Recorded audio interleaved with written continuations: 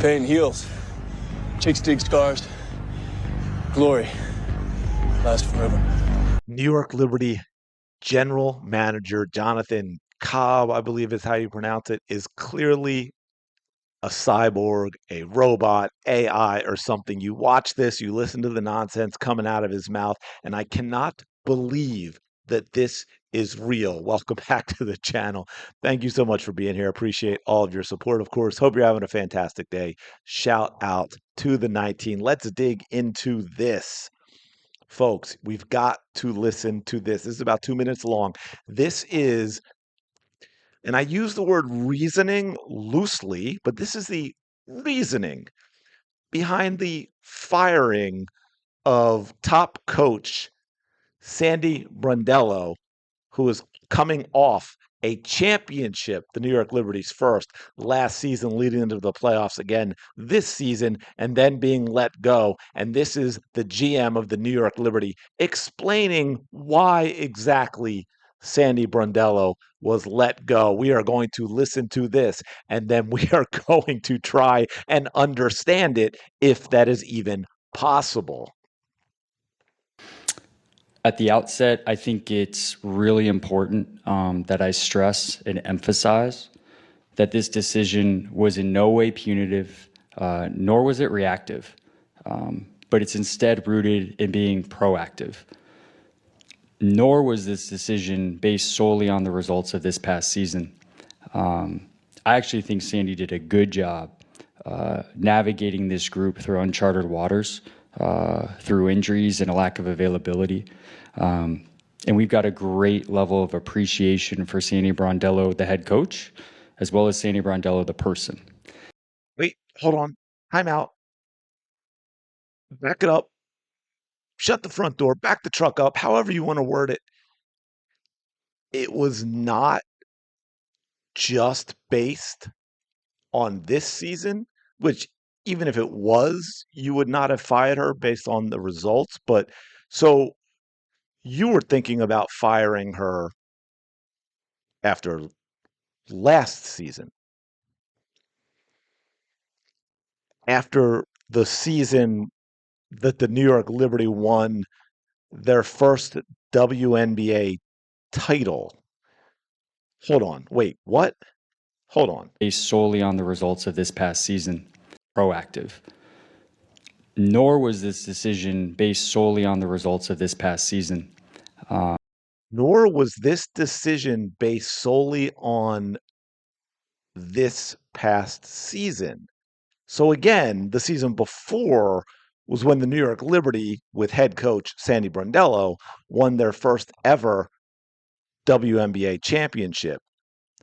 Now, I'd like to point out, I'm going to let this go for a little longer after this, though, like when you said about it's not about being reactive, it's being about proactive. And you're going to hear a lot of that type of thing in this.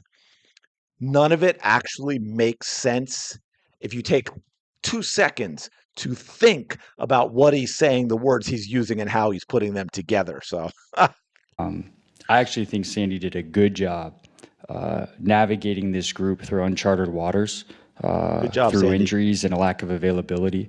You're fired. And we've got a great level of appreciation for Sandy Brondello, the head coach, as well as Sandy Brondello, the person. This decision comes after a thorough examination of what the New York Liberty need as we move forward into a future of an ever-evolving WNBA. See, there you go again with the wording. This decision has to do with what we need in the future of an ever-evolving WNBA. What does that mean? Because to normal people, the goal of a sports franchise in a professional sports league is to win the championship. I don't know what this moron, and I use that word in the clinical sense, moron, low IQ. What does that mean to say you fired a successful head coach, a good head coach, one of the best head coaches in the league? You fired her because of some vague thing in the future of an ever evolving WNBA, an ever evolving league. What does that mean? Has anyone asked little Johnny Cobb that question? No, of course not, because I think we all know what he's trying to say, and I think the media approves. Very serious thought and consideration was made to Sounds retaining serious. Sandy. But ultimately, we determined that evolution and innovation is what is needed at this time.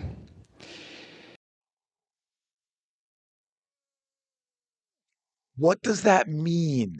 You fired a successful coach that just won you a title, but you need evolution and innovation. What the hell does that mean? These decisions, they're never easy, nor should they be. But often Not when idiots like you are making them. these decisions mark the fork in the road moments for organizations. And you can What fork in the road? What are you talking about? Are you listening to this? Innovation, evolution, reactive, proactive, forks in the road.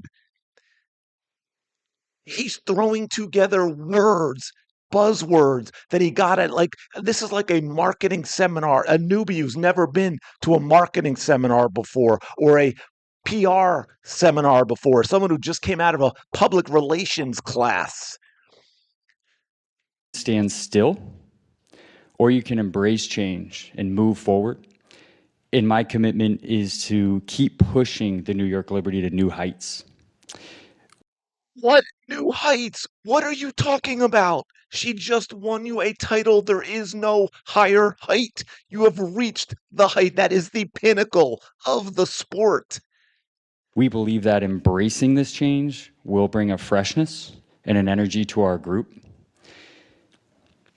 Sandy Brondello will always be remembered here as the first coach to win a championship for the New York Liberty.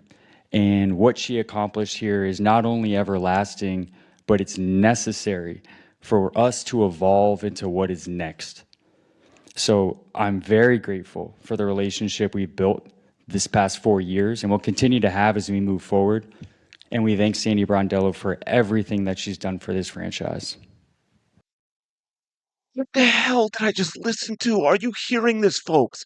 Does any of this make any sense to you? Again, evolve. How many times did he use a variation of evolving, evolution, new path, innovation, forks in the road, responsibility, reaction, proact?